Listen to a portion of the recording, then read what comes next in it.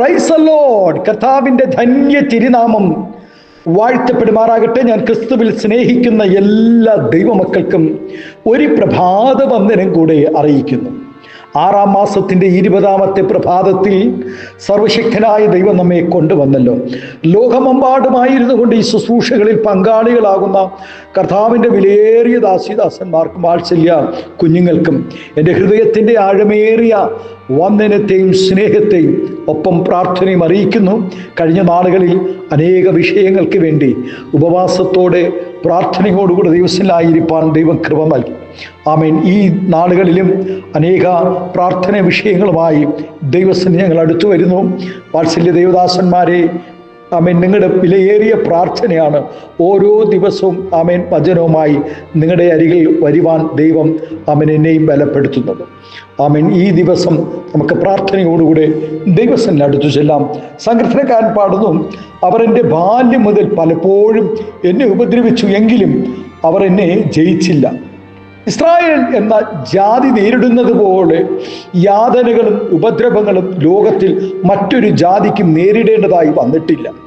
അവർക്കെതിരെ മിസ്രൈമിൽ വെച്ച് ആരംഭിച്ച പീഡകൾ ഇന്നും തുടർന്നുകൊണ്ടേയിരിക്കുന്നു. ഇന്ന് ലോകത്തിൽ ദൈവഭക്തന്മാർ നേരിടുന്ന ഉപദ്രവങ്ങൾ ചെറുതല്ല. ദാവീദ് പറയുന്നു, എന്നെ ഉപദ്രവിക്കുന്നവരും പരിഹസിക്കുന്നവരും നിന്ദിക്കുന്നവരും മറ്റാരുമല്ല, എൻ്റെ അപ്പം തിന്നവരും എൻ്റെ പാനീയം കുടിച്ചവരും ആമേൻ സ്തോത്രം എന്ന് ദാവീദ് പറയുന്നു. ദാവീദ് സഹോദരങ്ങളെ പോലെ കരുതിയവരും തന്നെയാണ് ദാവീദിനെ ഏറ്റവും പീഡിപ്പിക്കുവാനും പരിഹസിക്കുവാനും നിന്ദിക്കുവാനും ഇടയായത്. ഇന്നും നമ്മെ പരിഹസിക്കുന്നവരും നാം കൂടുതൽ സ്നേഹിച്ചവരും കരുതിയവരും തന്നെയാണ്. അതുപോലെ ദൈവജനത്തിന് നേരിടുന്ന ഉപദ്രവങ്ങൾ എപ്പോഴും സ്നേഹിച്ചവരിൽ നിന്നും തന്നെ ആയിരിക്കുമെന്ന് യാതൊരു സംശയവും വേണ്ട. യോസഫിനെ ഒന്ന് നോക്കൂ. താൻ സ്നേഹിച്ച സഹോദരങ്ങൾ തന്നെയാണ് തന്നെ ഏറ്റവും ഉപദ്രവിച്ചത്. പ്രിയ ദൈവവൈതലേ, പൗലോസ് പ്രകാരം പറയുന്നു, ക്രിസ്തുവിൽ വിശ്വസിപ്പാൻ മാത്രമല്ല അവന് വേണ്ടി കഷ്ടം അനുഭവിപ്പാനും കൂടെ നിങ്ങൾക്ക് വരം നൽകിയിരിക്കുന്നു. അതുപോലെ ദൈവജനത്തിന് നേരിടുന്ന ഉപദ്രവങ്ങൾ എപ്പോൾ, എങ്ങനെ, എവിടെ വെച്ച്, എങ്ങനെ, ആരിൽ നിന്നും എന്നൊന്നും നമുക്ക് തീർത്തും പറയുവാൻ കഴിയുകയില്ല. എന്നാൽ വചനം ഉറപ്പു തരുന്നു, നീതിമാന്റെ അനർത്ഥങ്ങൾ അസംഖ്യമാകുന്നു, അവ എല്ലാറ്റിൽ നിന്നും യഹോവ അവനെ വിടുവിക്കുന്നു. ആമേൻ. ലോകം കർത്താവിനെ ഉപദ്രവിച്ചുവെങ്കിൽ നമ്മെയും വെറുതെ വിടുകയില്ല. നീ യോസഫിന്റെ മകനല്ലേടാ, മറിയ കല്യാണത്തിന് മുന്നേ നിന്നെ പ്രസവിച്ചതല്ലേ, നിന്നെ ആമേൻ ചിലർ ആമേൻ ഓരോ വ്യക്തികളും ഓരോ ചോദ്യങ്ങൾ ആമേൻ കർത്താവിൻ്റെ 30 വയസ്സ് വരെ ഒരു യൗവനക്കാരൻ്റെ മുഖത്തു നോക്കി ചോദിക്കാവുന്നതിനും അപ്പുറമായി ചോദിച്ച് തന്നെ വേദനിപ്പിച്ചിട്ടുണ്ട്. നിന്റെ അപ്പൻ ആരെന്ന് നിനക്കറിയുമോ? ആമേൻ. കർത്താവിൻ്റെ ഉയർച്ചയ്ക്കെതിരായി പ്രവർത്തിച്ച അതേ ആത്മാവ് ഇന്നും സഭയിലുണ്ട്. ആമേൻ. സഭയുടെ ആമേൻ ജനത്തിൻ്റെ നടുവിലുണ്ട്. ദൈവമക്കളുടെ കൂടിവരവിനെതിരായി ആമേൻ അപവാദങ്ങളും പരദൂഷണങ്ങളും പറഞ്ഞു നടക്കുന്ന ശത്രു ഇന്ന് നമ്മോടുകൂടെ തന്നെയായിരിക്കും. ഈ പ്രതികൂലങ്ങൾ കണ്ട് ഒരു ദൈവവൈതൽ തളർന്നു പോകരുത്. ആമേൻ. നാം ഉപദ്രവം സഹിക്കുകയും ഉപദ്രവിക്കുന്നവർക്ക് വേണ്ടി പ്രാർത്ഥിക്കുകയും ചെയ്യുമ്പോൾ ഒരുപക്ഷെ അവർ മാനസാന്തരപ്പെട്ട് ദൈവഭാഗത്ത് വരുവാൻ അവൻ ഇടയാകും.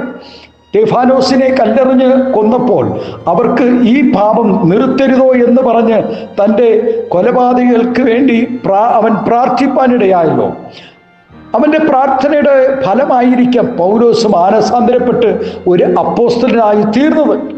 അതുപോലെ നമ്മെയും ഉപദ്രവിക്കുന്നവർക്ക് വേണ്ടി പ്രാർത്ഥിക്കുവാനുള്ള കൃപയ്ക്കായി ദൈവത്തോട് ഈ നാളുകളിൽ നാം പ്രാർത്ഥിക്കണം. കർത്താവ് മടങ്ങി വരുമ്പോൾ ഉപദ്രവങ്ങളും പീഡകളും അനുഭവിച്ചവർക്ക് ആശ്വാസം ലഭിക്കുകയും പീഡിപ്പിച്ചവർക്ക് പീഡയും കൊടുക്കുന്ന ഒരു ദിനം ആമേൻ നമ്മുടെ മുൻപിലുണ്ട് കേട്ടോ. ആമേൻ. ഹല്ലേലൂയ. അന്തിമ ജയം ദൈവജനത്തിനായിരിക്കും.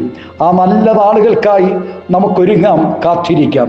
ഇന്ന് പ്രഭാതത്തിൽ സ്തോത്രം ഇസ്രായേലിന് എതിരായി ആമേൻ ദൈവമക്കൾക്കെതിരായി ആമേൻ സ്തോത്രം ജാതികൾ ഒരുമിച്ച് എഴുന്നേൽക്കുമ്പോഴും ആമേൻ ദൈവവചനം പറയുന്നു, അന്തിമ ജയം ദൈവജനത്തിനായിരിക്കും. നിങ്ങൾ മിണ്ടാതിരിപ്പിൻ, ഞാൻ നിങ്ങൾക്ക് വേണ്ടി യുദ്ധം ചെയ്യും. ദൈവജനത്തിന് വേണ്ടി യുദ്ധം ചെയ്യുന്ന ഒരു ദൈവം ഇന്നും ജീവിക്കുന്നു. ആമേൻ. പ്രത്യാശയോടുകൂടെ ആമേൻ സ്തോത്രം ഈ പ്രഭാതവും ദൈവസന്നിധി നമുക്ക് അടുത്തു ചെല്ലാം. ആമേൻ. ഹാലിലെ ദൈവം ഈ പ്രഭാതം എല്ലാവരെയും ധാരാളമായി അനുഗ്രഹിക്കട്ടെ. നമുക്കും സങ്കീർത്തനക്കാരനോട് കൂടെ ചേർന്ന് പറയാം, അവർ എൻ്റെ ബാല്യം മുതൽ അവൻ പലപ്പോഴും എന്നെ ഉപദ്രവിച്ചു, എങ്കിലും അവർ എന്നെ ജയിച്ചില്ല. കണ്ണുകൾ അടയ്ക്കാമോ? പ്രാർത്ഥിക്കാം. സ്വർഗീയ പിതാവേ, നല്ല ദൈവമേ, സ്നേഹവാനായ ഞങ്ങളുടെ നല്ല കർത്താവേ, അനുഗ്രഹവും പ്രശാന്തവുമായ നല്ല പ്രഭാതത്തിനായി നന്ദി പറയുന്നു. നാഥ, ഈ പ്രഭാതം ഈ ശബ്ദം ശ്രവിക്കുന്ന അങ്ങയുടെ ദാസിദാസന്മാർക്കായി സ്തോത്രം ചെയ്യുന്നു. ഹോസ്പിറ്റലുകളിൽ അഭയം പ്രാപിച്ചവരുണ്ട്, ഏകാന്തതയുടെ അനുഭവങ്ങളിലായിരിക്കുന്നവരുണ്ട്, മാനസിക നിരാശകളിലായിരിക്കുന്നവർ, ശാരീരികമായ ക്ലേശങ്ങളിലായിരിക്കുന്നു, സാമ്പത്തിക ഞെരുക്കങ്ങളിലായിരിക്കുന്നു. ആമേൻ. നിരവധി കർത്താവേ, ആവശ്യങ്ങളുടെ നടുവിൽ തൻ്റെ കുഞ്ഞുങ്ങളായിരിക്കുമ്പോൾ ഇന്ന് പകൽ ശത്രു ഭയത്തിൽ ആരൊക്കെ ആയിരിക്കുന്നോ ആമേൻ, അവർക്ക് വേണ്ടി ദൈവം അത്ഭുതങ്ങളെ ചെയ്യണമേ എന്ന് പ്രാർത്ഥിക്കുന്നു. സമാധാനവും സന്തോഷവും പകരണം.